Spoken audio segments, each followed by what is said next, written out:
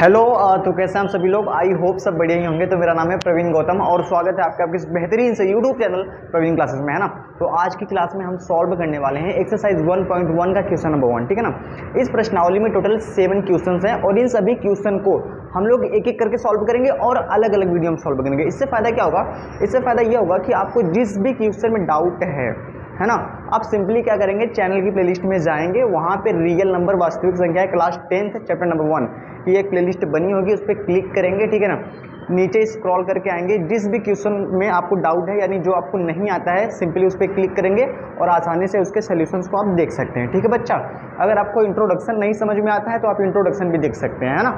खैर फिलहाल बातें करते हैं इस क्वेश्चन पे, यानी कि क्वेश्चन नंबर 1 पे इसमें लिखा क्या है और इसको सॉल्व कैसे करते हैं, ठीक है। तो पढ़ते हैं क्वेश्चन को और बहुत सिंपल तरीके से इसको सॉल्व करते हैं, ठीक है बच्चा। देखिए इसमें क्या लिखा गया है, कह रहा है कि निम्नलिखित संख्याओं को अभाज्य गुणनखंडों के गुणनफल के रूप में व्यक्त कीजिए, है ना।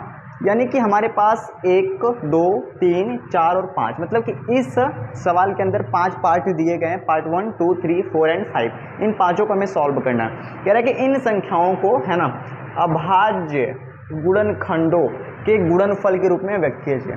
मैंने आपको इंट्रोडक्शन वीडियो में बताया था कि अभाज्य गुणनखंड क्या होता है। गुणनखंड का मतलब होता है कि कोई अगर आपके सामने एक बड़ी सी संख्या है तो उसको टुकड़ों के रूप में लिख देना। जैसे फॉर एग्जांपल अगर 12 है ना, ठीक है, तो ये अभी क्या पूरा का पूरा 12 है ना। अगर मैं 12 के गुणनखंड कर दूं, क्या कर दूं, गुणनखंड, है ना। जैसे 2 चंग 12 हो जाएगा और 2 तिहाई कितना हो जाएगा, 6 हो जाएगा, और फिर 3 एकम कितना हो जाएगा, 1 हो जाएगा, ठीक है। ये जो 12 था, इसी 12 को, है ना, जैसे ये 12 है, इसी 12 को हम लोग ने ऐसे लिख दिया 2 गुणे 2 गुणे 3।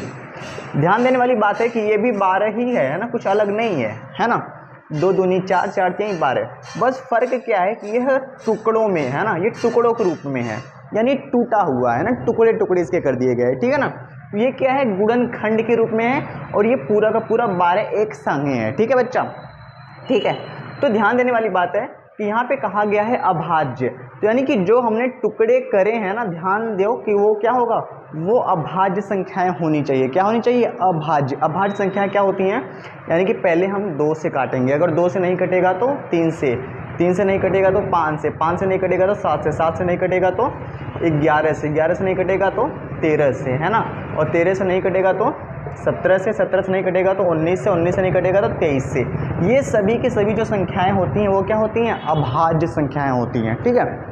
और कह रहा है कि जब हम इनको काट लेंगे तो ऐसे गुणनफल के रूप में लिख देना है, मतलब कि in the form of multiplication, ठीक है। सिंपल तरीके से करके समझाते हैं तब समझ में आएगा, ठीक है। चलिए ये बड़ी सिंपल सी बात है ना, बड़ी सिंपल सी बात, ठीक है बच्चा। कई लोग सोच रहे होंगे सर इतना सिंपल सवाल में इतना ज़्यादा लेक्चर क्यों देते हो, है ना, सीधा सॉल्व कराओ। सही बात ही है ना। देखिए बच्चा, है ना, पर कई लोग ऐसे हैं जिनको भाई थोड़ा ध्यान देना पड़ता है। देखो हमारे पास है 140, तो 140 का क्या करेंगे, अभाज्य गुणनखंड। 2 से काटते हैं, 2 सत्ते 14 हो जाएगा, 0, 2 तिहाई 6, 2 पच्चे 10। अभी 2 से नहीं कटेगा, 5 से कटेगा, 5 सत्ते 35 और 7 एकम 7, है ना। तो 140 का हमने क्या कर दिया, अभाज्य, मतलब 2 भी अभाज्य है, 5 भी, 7 भी, तो हमने लिख दिया 2 गुणे 2 गुणे 5 गुणे 7, है ना। देखो 2 दूनी 4, 4 पच्चे 20, 20 सत्ते 140, ये भी 140 है और ये भी 140 है।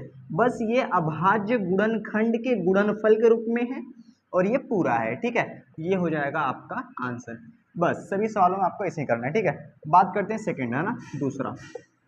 ये लिखा गया है 156, इसको कर लेते हैं जी। 2 से काटते हैं, 2 सत्ते 14, 2 अट्ठे 16, 2 तिहाई 6, 2 नौ 18। अब ये 3 से कटेगा, 3 एकम 3, 3 त्रिक्का 9, और फिर 13 से काटेंगे तो 13 एकम 13, ठीक है। तो ये हो जाएगा 156 is equal to 2 into 2 into 3 into 13, है ना। तो ये हो जाएगा आपका आंसर। बड़ा सिंपल है, बहुत ही सिंपल है, ठीक है। करते हैं इसका तीसरा पार्ट, है ना। इसमें क्या लिखा गया है, 38 और 25, है ना। देखते हैं, देखो जिस भी संख्या के लास्ट में 5 हो उसको हम 5 से काटते हैं, 5 से, है ना, 5 से काटते हैं तो कितनी बार में जाएगा, 5 सत्ते 35। अभी यहाँ से कितना बचा है, 3, 3 और 2 32 हो गया, तो 5 6 कितना हो जाएगा, 30 हो जाएगा। अभी 2 बचा है, 5 पच्चे 25। चलिए 5 से काटते, काटना मतलब भाग देना, है ना, ऐसे, ठीक है।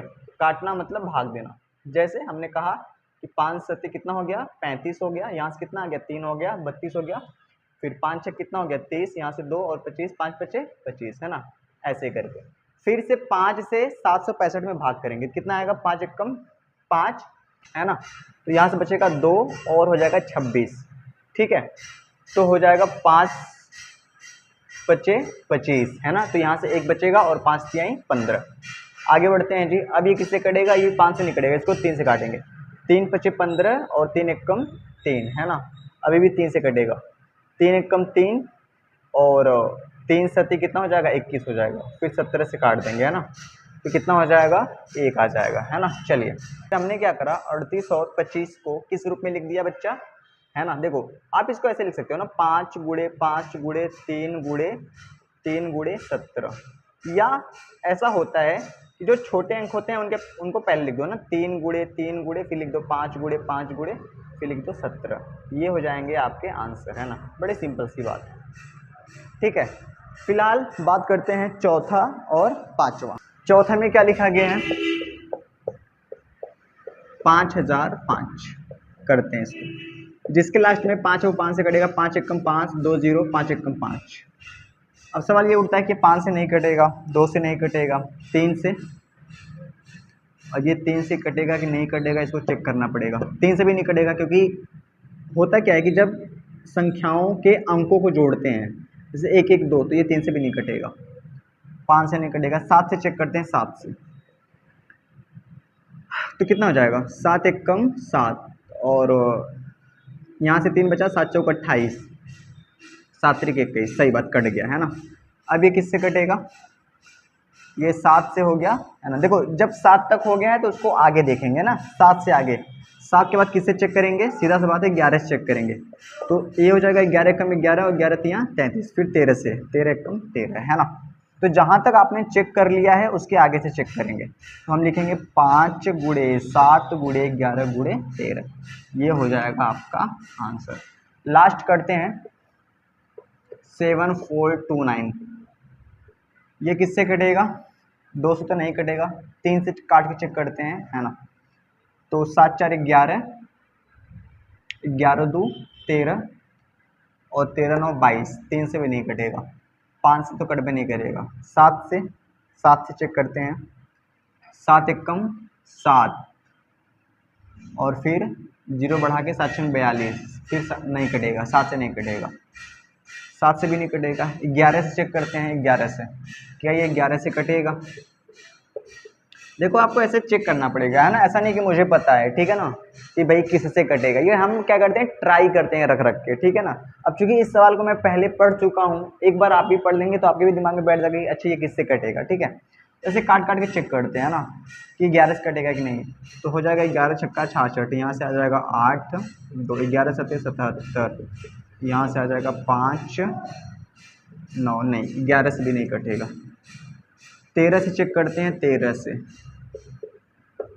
13 25 65 और 14 में से 5 निकला 9, ठीक है 2, 13 25 65 13 छः 78 13 छः 78 हो जाएगा और 13 7 91, तो यहाँ से आ जाएगा 1 9, नहीं नहीं नहीं 13 से भी नहीं कटेगा। 13 के बाद किससे चेक करेंगे, 13 के बाद चेक करेंगे 17 से, देखते हैं ये 17 से कटता है कि नहीं, 74 29, 17 के 17 17 चौक 68 17 चौक 68 है ना, तो यहाँ से आ जाएगा 6 2 और 17 25 85 17 चौक 68, 3 वाले जाएंगे, 17 तियाँ 51, तो यहाँ से आ जाएगा 1 1, सही बात ये कट गया। 17 सत्ते होता है 119 है ना, तो जब 17 से काटेंगे तो कितना आ जाएगा 437। अब देखो हमने 17 तक चेक कर लिया है ना, अब आगे चेक करेंगे क्या ये दोबारा 17 से कटेगा। 17 के 17 17 दूना 34 77 51, तो 17 दूना 34, 13 में से 4 निकला 9 97, 17 के पहाड़े में 97 नहीं आता तो ये नहीं कटेगा। अब चेक करेंगे 19 से, देखते हैं 19 से कटता है कि नहीं कटता है ना, 4 3 7 19, 19 दूना कितना होता है बच्चा 38 होता है, 13 में से 8 निकला 8 5 13 यानी 5 और 19 तियाँ कितना होता है 57, सही बात कट जाएगा। 23 और फिर किससे काट देंगे 23 से काट देंगे तो 1 आ जाएगा है ना, तो ऐसे आपको चेक करना पड़ेगा। तो ये हो जाएगा 17 गुणे 19 गुणे 23, तो ये हो जाएगा आपका आंसर, है ना। और ये है आपका क्वेश्चन नंबर 1, जिसको हमने इसके सभी पार्ट 1 2 3 4 और 5 हमने सभी को क्या कर दिया बच्चा, सॉल्व कर दिया। ठीक है, आई होप आपको है ना समझ में आया होगा। ठीक है ना, तो मिलते हैं नेक्स्ट वीडियो में, है ना। तब तक के लिए धन्यवाद, ओके बाय और बाय।